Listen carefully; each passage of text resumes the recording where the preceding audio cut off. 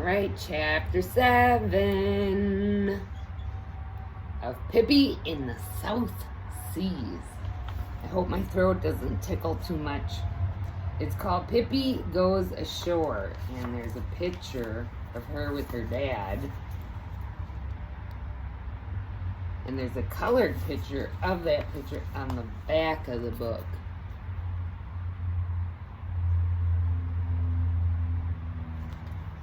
Alright, chapter 7. Pippi Goes Ashore. Doot Island, straight ahead, cried Pippi from the bridge one sunny morning. They had been sailing for days and nights, for weeks and months, over storm-ridden seas and through calm, friendly waters in starlight, moonlight, under the dark, threatening skies, and in scorching sun. They had been sailing for such a long time that Tommy and Annika had almost forgotten what it was like to live in a home in a little town.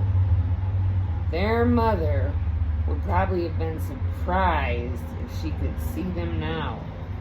No more pale cheeks, for they were brown and healthy. They climbed around in the rigging just as Pippi did, and gradually, as the weather grew warmer, they had peeled off their clothes. And the warmly bundled up children with 2 undershirts who had crossed the North Sea had become 2 brown children with just shorts and shirts. "Oh, what a wonderful time we're having," Tommy and Annika declared each morning when they woke up in the cabin that they shared with Pippi. Often Pippi was already up and at the helm. "Ah, better seaman than my daughter has never sailed the 7 seas," Captain Longstocking would often say. And he was right. Pippi guided the hop-toad with a sure hand past the most peerless underwater reefs and the worst breakers. Now the voyage was coming to an end. "Doot Island, straight ahead," Pippi cried. And there it was, sheltered by green palms, surrounded by the bluest blue water. 2 hours later, the hop-toad made for a little inlet on the left side of the island.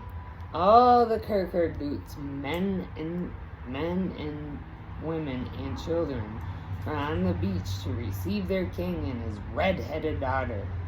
A mighty roar rose from the crowd when the gangplank was lowered. "Asamakura Kasamakara," they shouted, and it meant, "Welcome back, fat white chief."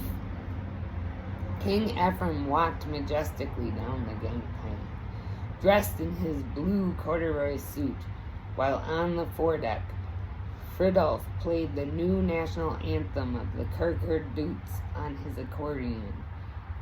"Here comes our chief," was clang and a bang. King Ephraim raised his hand in a greeting and shouted, "Muini, mananana," which meant greetings to all of you. Now that's made-up language, just so you know. And this book was written a long time ago, so a lot of it sounds a little funny. And that's the point. It's just also observed. It's funny. Okay, let's go on. He was followed by Pippi, who was carrying the horse. Then a wave of excitement broke out amongst the Doots. Of course they had heard about Pippi and her tremendous strength, but it was something entirely different to see it with their very own eyes.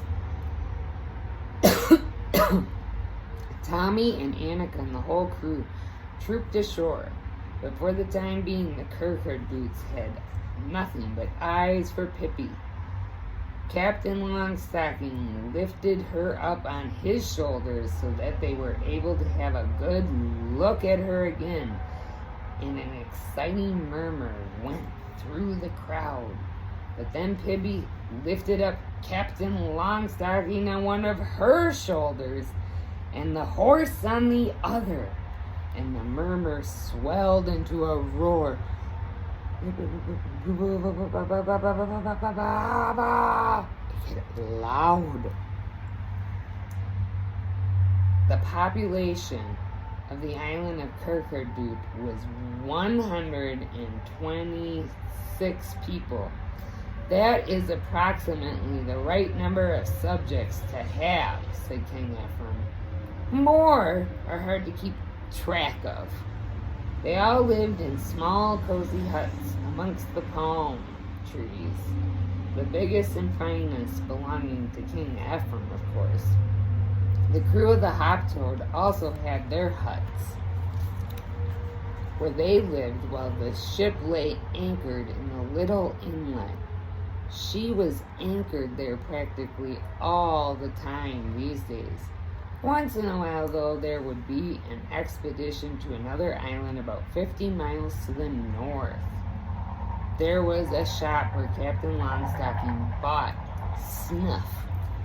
A fine, newly built little hut under a coconut tree was ready for Pippi. There was plenty of room for Tommy and Annika, too.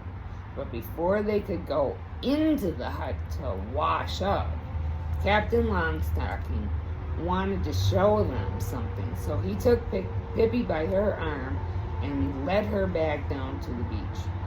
Here, he said, pointing with a thick forefinger, this is the place where I floated ashore the time I was blown into the sea. The Kirkarduts had put up a monument to commemorate the strange event.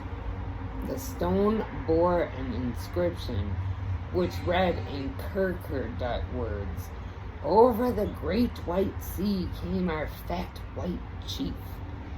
This is the place where he floated ashore at the time when the breadfruit trees were in bloom. May he remain just as fat and magnificent and funny as when he came." And in a voice trembling with emotion, Captain Longstocking read the inscription out loud for Pippi and Tommy and Annika, and then he blew his nose with gusto. When the sun had begun to go down and was ready to disappear in the endless embrace of the South Seas, the drums of the Kirkuts summoned everybody to the royal square, which was situated in the middle of the village. There stood King Ephraim's fine throne of bamboo, bedecked with red hibiscus flowers, and he sat on it when he ruled. For Pippi, the Kirkarduts had made a smaller throne, which stood next to her father's, and in a great hurry they had also put together 2 little bamboo chairs for Tommy and Annika. The roar of the drums grew louder and louder as King Ephraim, with great dignity, mounted his throne. He had taken off his corduroy suit and was dressed in royal regalia, with a crown upon his head, a straw skirt around his waist, and a necklace of shark's teeth around his neck, heavy bracelets around his ankles, with great and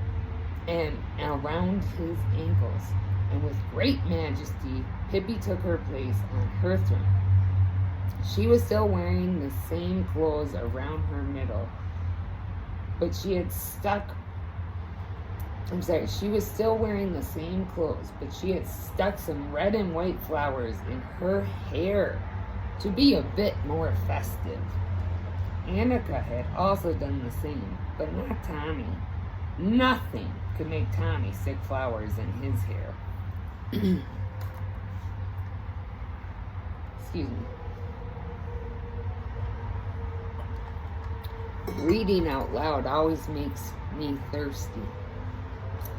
King Ephraim had been away from his ruling duties for quite a while, and now he started to rule with all of his might. In the meantime, the little Kirkardut children closer to Pippi's throne. They were filled with awe to think that she was a princess. When they reached the throne, they threw themselves down on their knees before her, touching the ground with their foreheads. Pippi quickly hopped down from the throne. "What's all this?" she asked.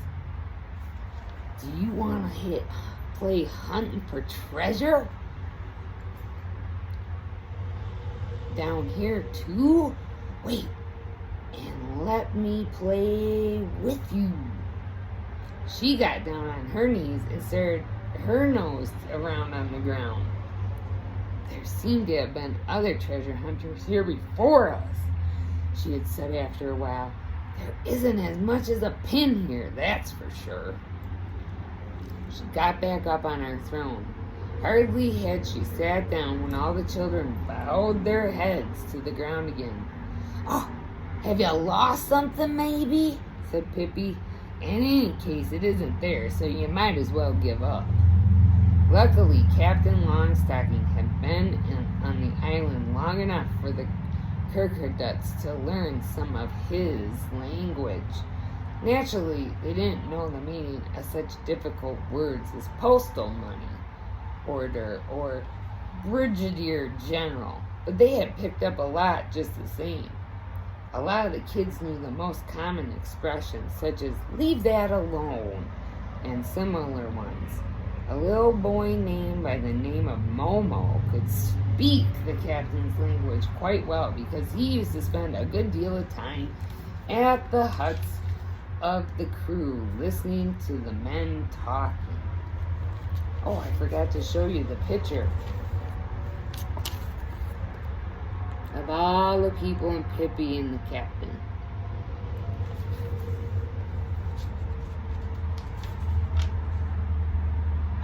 Okay. He had spent a lot of time in the huts listening to the men talking, and the pretty little girl now called Moana was also able to make out quite well. Now Momo was trying to explain to Pippi why they were on their knees in front of her. You are a fine princess," he said. "I'm not a fine princess," said Pippi in broken Kerkerdut. "I'm only Pippi. And now I'm through with this throne business." She hopped down off her throne, and King Ephraim hopped down off his because now he was finished ruling for the day too. The sun sank like a red ball of fire into the South Seas, and soon the sky was bright with stars. The Kerkerduts lighting a huge fire in the royal square, and King Ephraim and Pippi and Tommy and Annika and the crew of the Hoptoad sat down in the grass and watched the Kerkerduts dance around in the fire and the muffled rumbles of the drums and other instruments, the exciting dancing and the new-found jungle, the glimmering stars above their heads. Oh, everything made Tommy and Annika feel very, very strange. The waves of the sea were ceaselessly pounding in the background. "Oh, I think this is a very fine island," said Tommy afterwards, when he and Pippi and Annika had crawled into their beds in their cozy little hut underneath the coconut tree. "I think so too," said Annika. "Don't you, Pippi?" And Pippi was lying there quietly with her feet on her pillow. That was her habit. "Mm-hmm," she said dreamily.